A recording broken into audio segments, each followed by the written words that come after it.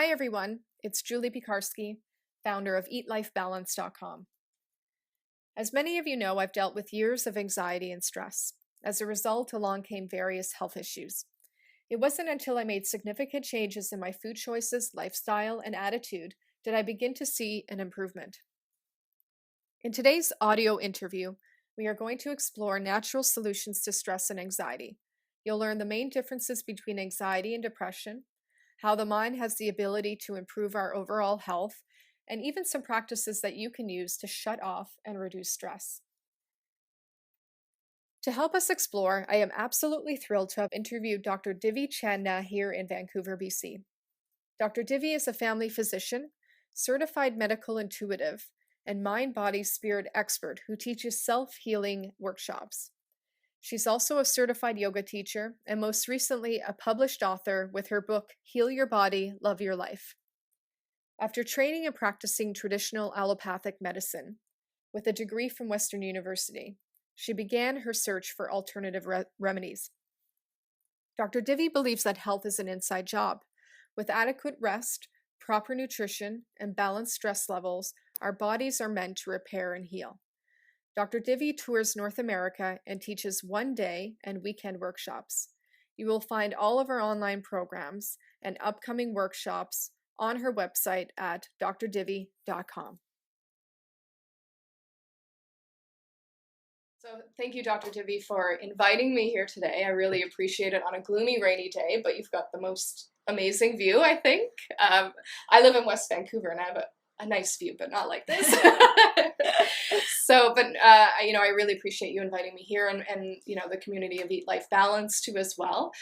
So I just wanted to give you an opportunity to introduce yourself to my readers, and I'll let you take it from there. Sure. So my name is Dr. Divi Chandna. I'm a family doctor. People call me Dr. Divi. It's a super easy tag. That's great. I'm a family doctor. I've been practicing for 21 years. And I'm also certified as a mind-body medicine coach. I'm also certified as a medical intuitive. The primary things I do now is teach people how to self-heal. I teach people that healing is within them. And the biggest thing I teach people is how to do it. So I take them through step by step by step by step how to do it. And for lack of a better expression, I hold their hand and I support them in this journey. I've worked with clients everything from cancer to chronic pain to thyroid issues to depression to stress. Doesn't matter what a person comes in with, the treatment is always the same. It's about empowering the individual from inside. Yes. So that's... Yes, yeah, and you and I are very similar, and you've like you said, you've had some health issues as well, and so have I. I actually dealt with anxiety and stress probably, my entire life, and not that I don't now, but I had a period of time, about 5 years ago where I found myself unemployed. It was during the recession, and it took me 10 months to find work. And so for somebody in their 30s, when you've built a career, or you thought you did, and then it's all gone. And for women, our career sometimes is what is our identity in some ways, right? So I recognized years ago that anxiety was not a good thing, and that it definitely can, help to potentially, develop some disease. So I recognize that. So a lot of my readers do deal with anxiety and stress and depression. And I was listening to one of your videos, and I'm not sure where it was, but you talked about the difference between anxiety and depression. And so to you, what are those differences? Sure. So anxiety is typically that the mind's running into the future, worrying about the what if. Oh my God, what's going to happen when? And so our mind races into tomorrow, 5 years from now, 10 years from now, and the impending doom of what's going to happen. Versus depression tends to be more about our mind being in the past. And so we lament about this and then that, and we lament the stories, and we wish this was different, and we wish this had changed. And so our mind goes into the past. The primary difference is, as you can hear, anxiety is very, very much a futuristic thing, and depression is very much a past thing. And the difference is that no one's actually in the now, right? And a lot of people have overlaps of the two, right? And it takes us away from the now. They'll go into the future, and then they'll say, okay, well, that's not going to happen in the future because that happened in the past. And they'll jump back and forth. Yeah. So yeah, that's interesting because I generally don't dwell on the past. Right. but I definitely worry about the future. But I do know people, and it's interesting, I didn't realize that you could really interchange the two, but I know people that, dwell, and then, in terms of, future worry, I do see that. So that's quite evident. So explain to us how the mind has the ability to affect our body and overall health. Sure. So right now, and your readers may know this, and you probably know this, they're doing a lot of research on the mind, and they're discovering that what we thought the mind was before, even when I went to med school 25 years ago, is so different than what we know now. And we think the research in neuroplasticity is showing that we use maybe 1 or 2% of our actual mind. There's so much more we can use with the mind. And the mind actually sends messages to our body all the time. So the mind is interconnected to the body. Most people know that, right? So they have a worrisome thought, and if they think it long enough, they may feel like a kink in their neck, or they may feel like a pressure across their chest. They may feel something in their body, because what the mind is doing is it's sending neurotransmitters into the body, right? And so the mind produces chemicals, and then it just goes into the body and goes tighten or release. So it can be broken down if you look at what's called the sympathetic nervous system and the parasympathetic nervous system. Sympathetic nervous system is our fight or flight response. And if you research it, again, most people know it, the fight or flight, our blood pressure goes up, our heart rate goes up, our muscles clench, all of that. And the emotion that we feel is fear that causes our sympathetic overdrive. So our muscles clench, our heart rate goes up, our blood pressure goes up, our breathing rate goes up, our digestion goes down, all of these things from the emotion of fear. And it's a primitive response that our body needs, and it's evolutionary. We need to survive. Dogs, bears, animals, it's all part of just our beingness. And the opposite, which is the parasympathetic nervous system, it's the system that actually calms us down. Now, our parents and our grandparents, if you look at those generations, back then in medicine, it was thought, doctors thought, that there was no access to the parasympathetic nervous system. Like it's in your body, but we can't access it, right?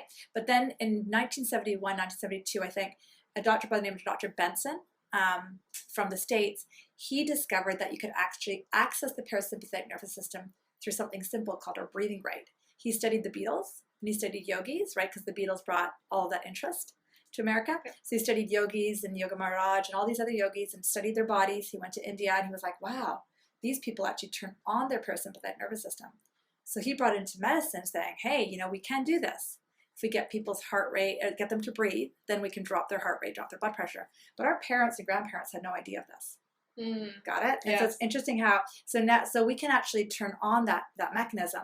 What the sympathetic nervous system does to our body, to go back to your question, is when we go into fear, what happens is on a body level, there's a body part in our body called fascia, which is fascia.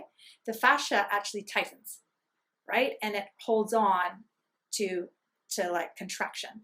And what the fascia is actually thought to hold on to emotional memory. The fascia is a part of our body. So if I take off your skin, which sounds gross, if I take off your skin and I take one piece of saran wrap that I'll call your fascia, and I take it from the top of your head to the bottom of your toe, and I don't rip it. It's just one piece. And it's all through your whole body. And I don't rip it, I don't cut it. That's your fascia. And it's all through your whole body.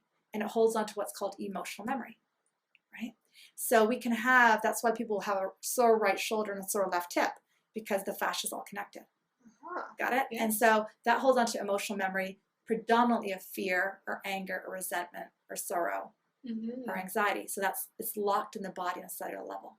And that's interesting because we talked a little bit about yin yoga, that you do yin yoga. And so I know that yin yoga is really good for, that release, especially we tend to hold it a lot in our hips and things like that. And that's why yin yoga is so beneficial, to open that up and release that. Exactly. It's interesting. If I do feel stressed, generally I feel tight in that area, so I have to do a couple of pigeon poses to release that. It's really interesting. Well, it's funny you should say that. Just for your readers to know this. Think of a baby when they're sad and scared. What do? They flex their hips and their arms go like this. Does that make sense? Yes. And that's why your hips will hold on to emotional memory of fear. Yeah. Because that's the body response from the baby. That's right. So just so you know. Good. Now, you sort of talked about some reactions that we might see in the body that are a result of stress. Right. You said about the tightness and your fascia, your muscles, and things like that. So what would be some other things that we, if people, because you said sometimes people feel things, but they don't know what that is. Yeah. What do you think are some of the top indicators that, are indicating that you're dealing with stress?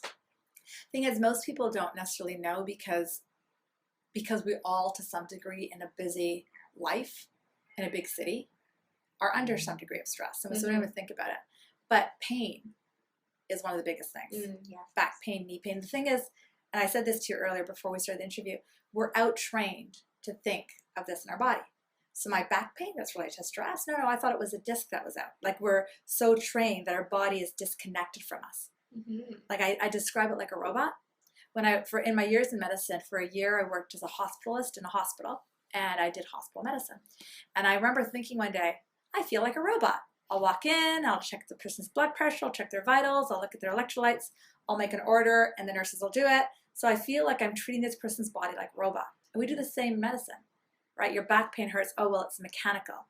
What I get my clients to realize is everything is under our control, right? Everything has an emotional stress point of view. So to answer the question deliberately is really anything that makes your body tighten. So muscle pain, headaches, high blood pressure, stomach issues, irritable bowel syndrome, ulcers. People don't want to believe that there's something that is connected to them, but when they start to believe it, they're empowered. But if they think, oh, I've got a hole in my stomach because I ate too many chilies, and I'm not saying that doesn't happen, right? Yeah. But there's got to be an underlying component as well of a lifestyle thing, because I eat a lot of hot sauce. Yeah, me too. No ulcers for me. Because there are people who have no problems eating chilies and no problems drinking alcohol. So, there is more than just the external factor. So really, if your body's falling apart even just a little bit, there's something that's going on. It's interesting because the time, 5 years ago where I found myself, without work and stressed, anxiety, I had recognized I had some severe digestive issues. Right. And I know, like, if even today, if there's something stressful happening in my life, my digestion isn't at an optimal level. And so I know that that's totally connected. But, the good thing is when you recognize what it is, then you're empowered to make some significant changes in your life, hopefully, right? Yeah. So how does food impact the severity of stress, anxiety, and depression, both negatively and positively? Sure. A lot of it has to do with our choices of our foods, what we're choosing to buy, and how we're choosing to prepare it. And I know it sounds weird, but how we choose to eat it too. If we're eating it in a rush manner, we're driving and trying to wolf something down our mouth, or are we eating it with a calm energy? The food choices have a huge amount to do with how our body responds. It's not everything. But if we notice, when people are feeling down and in the dumps, we'll grab the chips. We'll grab pre-prepared foods. And the foods that have a lot more of chemicals, and since you're studying nutrition, are really pre-prepared, have a lot of chemicals that we don't even think about, right? They're actually going to make our mood often worse, right? Just think about how you feel after having a big bag of chips and 4 glasses of wine, right? You feel good for a few moments, but then you feel awful. Yes. Guilt right? too. Exactly. That doesn't help any. But what I encourage my clients to do is, you've heard this, shop around the grocery store rather than down the aisles. When you go down the aisles, do your minimal amount. So, and then in terms of how it's prepared, again, it might sound silly, but when food is prepared at home, it's usually done with more love than if eating out all the time, right? And the emotion that the food is prepared with has a huge amount to do with how our body responds. Yeah. And they've done a lot of studies on this in research at UCLA to show that the food preparation affects how persons digest their food. It's crazy. Yes. And then the other thing that I find is when people are mentally not feeling so good, how when they consume their food has a huge effect. But our choices are a lot. Yeah. Yes. Yeah. And I think, eating in front of the TV, not eating mindfully, I guess is the word, right? Exactly. Not chewing your food enough has got a lot to do with it. And of course, processed foods, right? So many chemicals and additives and things like that. Of course, how could that really benefit you, right? Once in a while, of course, you have to indulge, but for sure. Especially if you're dealing with health issues, for sure. So any recommendations of foods that we should focus on and those that we should avoid? Yeah, you just named some. So the avoiding ones would be things like that are really chemically driven, right? So really avoiding that. There are some people who eat purely chemical driven stuff. Nothing right or wrong, but it does impact their body and mood more than they realize. That's right. I really encourage people to do more fruits and vegetables, like all the time, right? Not just in the summer, but year round. Yes. And people actually don't drink a lot of water. And that's a really key thing when it comes to, it sounds like a simple thing, but it's a key thing when it comes to eating and drinking well. I noticed you had a smoothie this morning. A lot of people find that they don't like vegetables. They don't like fruit. So doing smoothies is a great idea, you know? And, you know, a lot of my clients freak out, oh, I've got to get organic this. I got to, you know. And, you know, I always tell them the anxiety about eating organic or not is more of a driven, like the anxiety is worse than the food. Does that make sense? Yeah. And your food, if you make your back up. Well, a lot of the work I teach people, over time, they increase what's called their own intuition. And as they increase their own intuition, they'll walk into a grocery store and they'll just know what to choose. It's like a body reaction. So it might sound weird, but personally when I shop, I'll actually put my hands on different foods and I'll say like, which one feels better? Right? It's like, okay, I'm going to listen to my body and not my mind. That's a bit more of an advanced technique, but it works. It's really easy. Wow. Hold these grapes versus those grapes. Which ones feel better? Yeah. Well, right? It's all energy. It is. We were talking about Dr. Suki Muker, yeah. and I asked him, you know, what are some of your things to relieve, you know, stress? Yeah.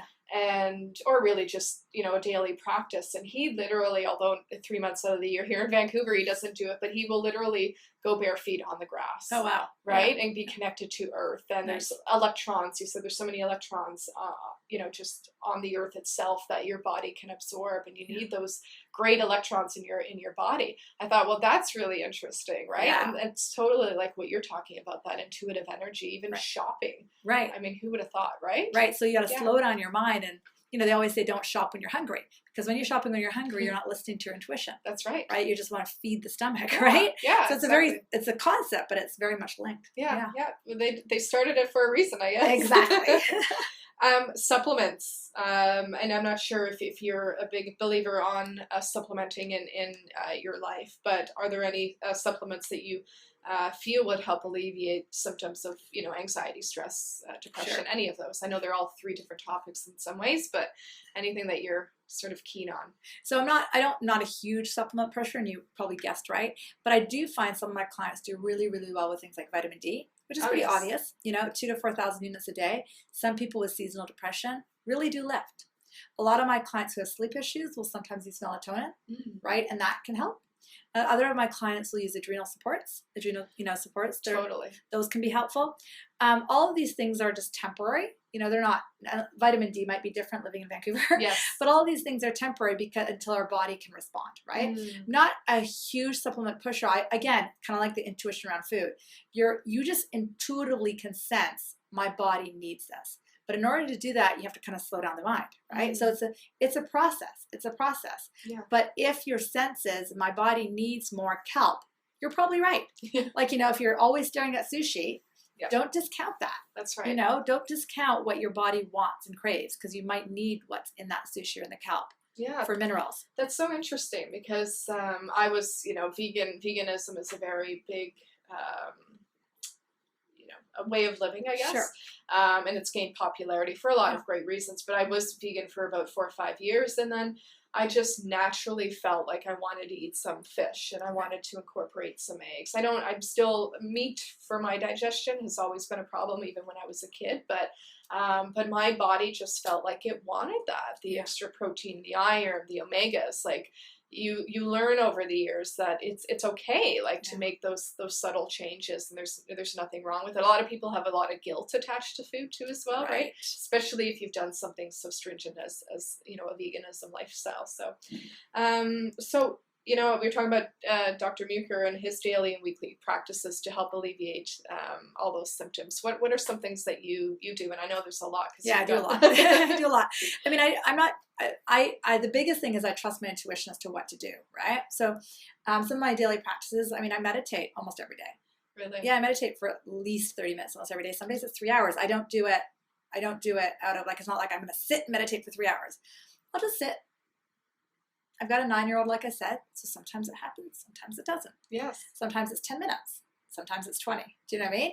But I have a relatively, it's not even disciplined. It's just like, you know, when somebody is new to, say, starting at the gym, right? But they go to the gym and they feel great. They feel so good.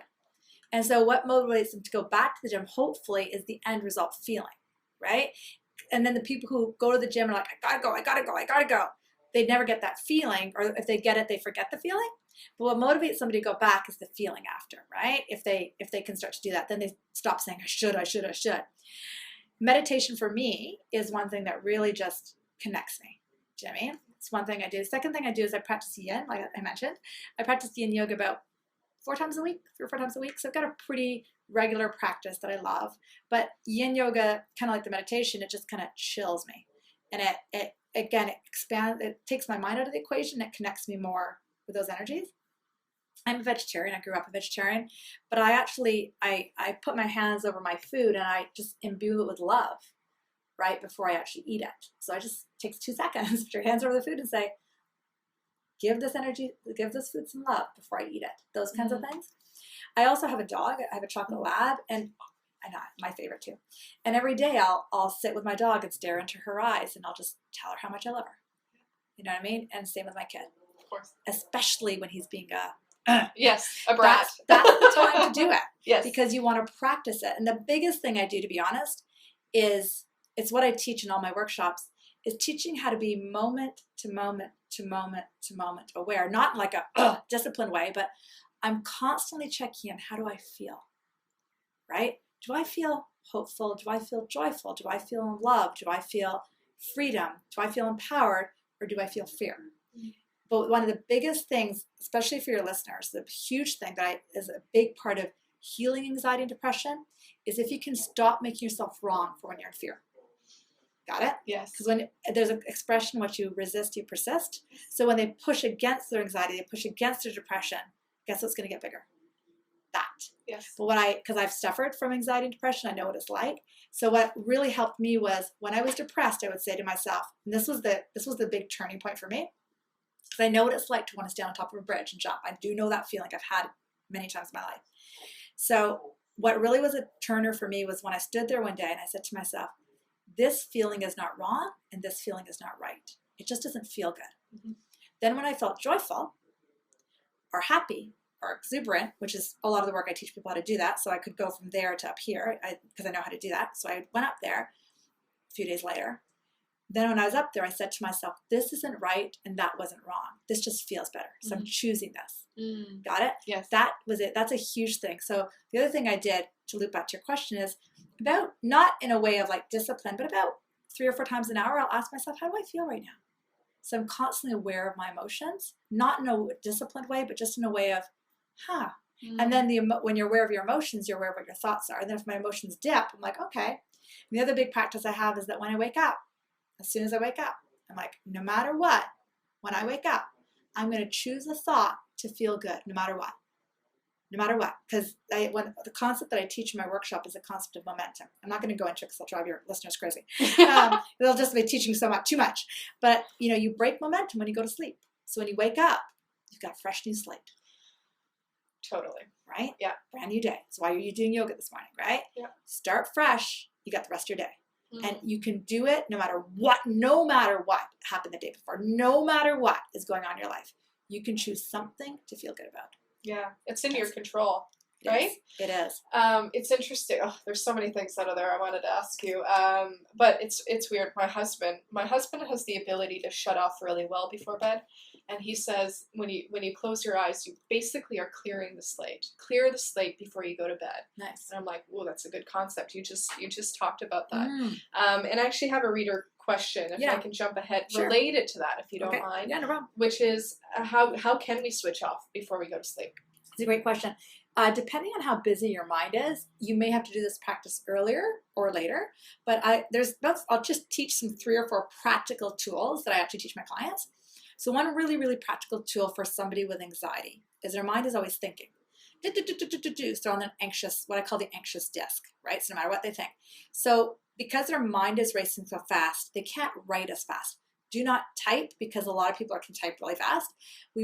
So what I get people to do is at about 6 p.m. or 5 p.m., and it varies depending on the level of anxiety that's causing them not to sleep, because that's the biggest reason people can't sleep. They can't switch off, is anxiety. So usually at about 6 p.m. or 8 p.m., I'll have them write down their thoughts. That slows them down. Got it? And then they write down their thoughts for 15 minutes every hour, whatever they're anxious about. And as soon as they've written it, it's okay. Then they do it again and at 7 o'clock. Then they do it again at 8 o'clock. And then they'll find each hour they do it, there's less to write because I just wrote it an hour ago. And that technique in itself works if it's predominantly anxiety that's keeping you awake. Does that make sense? Mm-hmm. Because they're getting it on a paper and then they're realizing, okay, I've written that. Okay, great. Okay, I've written that. That's one technique. Another technique that works really well for some clients and not so other clients. You know, you've heard of the concept of a box. You put this worry or wish in a box and you send it off to the universe and they'll take care of it. So you put all your worries in that box and you just trust that it's taken care of. Right? That's a bit more of a technique that some clients can grasp and some can't. Yeah. But, you know, it's done.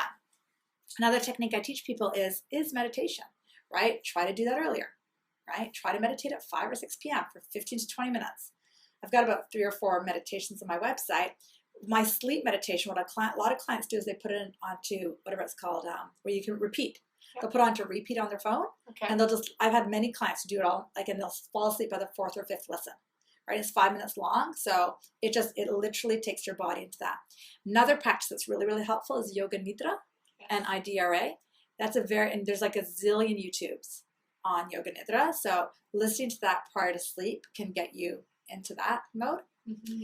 Another technique that I've taught people is for today, your primary intention, like you have to start in the morning, but your primary intention, no matter what, is to feel good, is to feel okay, is to feel good. And I know it sounds weird, but let's just say, I'm going to go a bit long here if you don't mind. That's okay. Let's say this is the topic. I'm holding a pen right now. So the topic that I'm holding right now is, let's say I'm worried about my relationship. Let's just say, no matter what, I know it's hard, but no matter what, I'm not going to think about my relationship. So I'm going to put the pen down. And it doesn't happen the first day, but by the second or third, because you made a decision, you'll be able to do it. But I'm going to talk about everything else. There's another pen. I'm going to talk about the weather. I'm going to talk about nature. I'm going to talk about the green trees. I'm going to talk about the rocks outside. I'm going to talk about Stanley Park.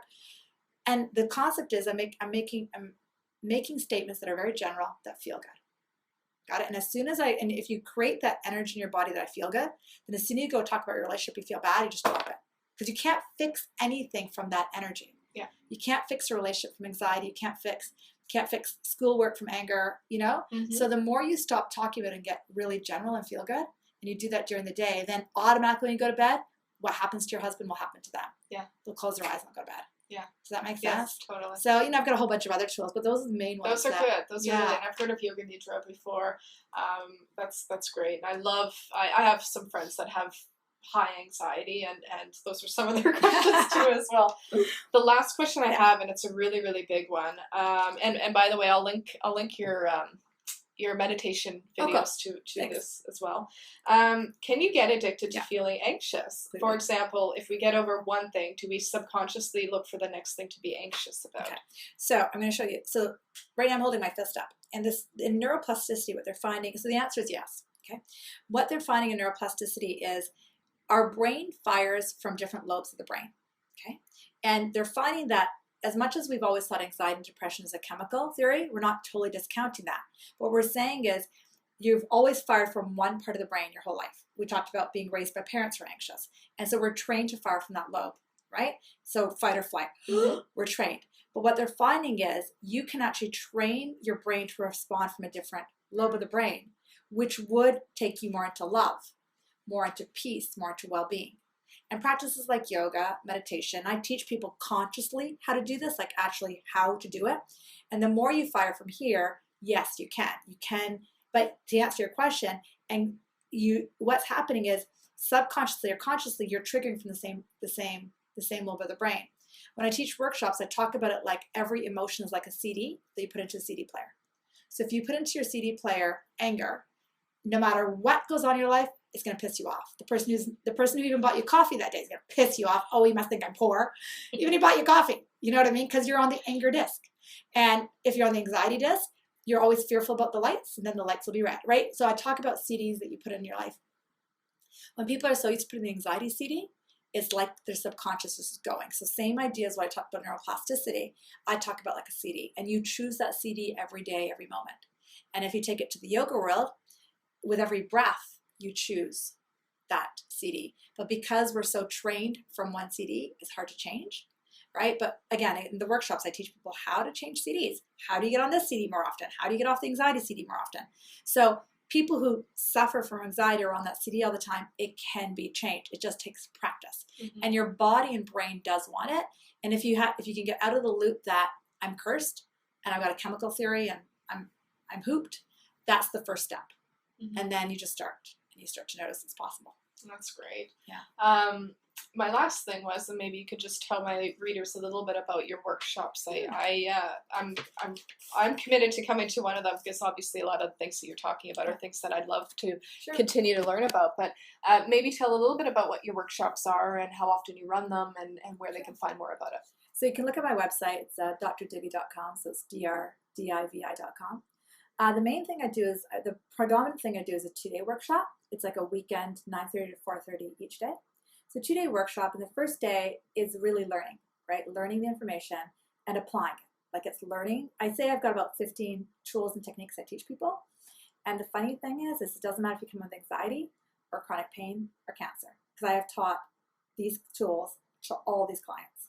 Got it? And it works for everybody. It works for everybody. Yeah. Because the cancer has an underlying thing. The anxiety has an underlying thing. And so basically it's a 2-day workshop. I run them about once a month or once every 2 months. The reason we'll be dropping to every 2 months is because I'm getting asked to tour. So I'm hitting Los Angeles this year, Toronto this year, Calgary, and I'm actually going up to Langley, which I know isn't that far. But to me, it's far. It's a big deal. I did the island last year. So I moved between different places. So I was in Vancouver pretty much every month. Now probably every 4 to 8 weeks, depending on my schedule. So the 2-day workshops we call them healing events. And then so people leave going, I know this all. They leave feeling better. I'll just tell you one quick story. I had one client, young, 23, 24, really young, just getting married in a few months, riddled with anxiety, riddled. She went to 3 psychiatrists on 7 different drugs, not getting any better. Her anxiety literally started one day, it kind of gradually built, and then it just kind of catapulted her life. And she was literally frozen. She came to me, she said, Divi, what am I going to do? You're my last ditch hope. I found you online. I don't know what else to do. So I said, listen, I've got a weekend workshop coming up in a week or whatever. Come to that. She said, what should I do with my medications? I said, you've seen 3 psychiatrists. They know more than I do, right? And just stay on them until the weekend. She did the weekend. And she said it was like a light switch. And it was just done. It was done. She went off the drugs. She's back to running. You know what I mean? Mm-hmm. Your whole life can come back. But what the weekend does is it teaches you the next step is to practice it.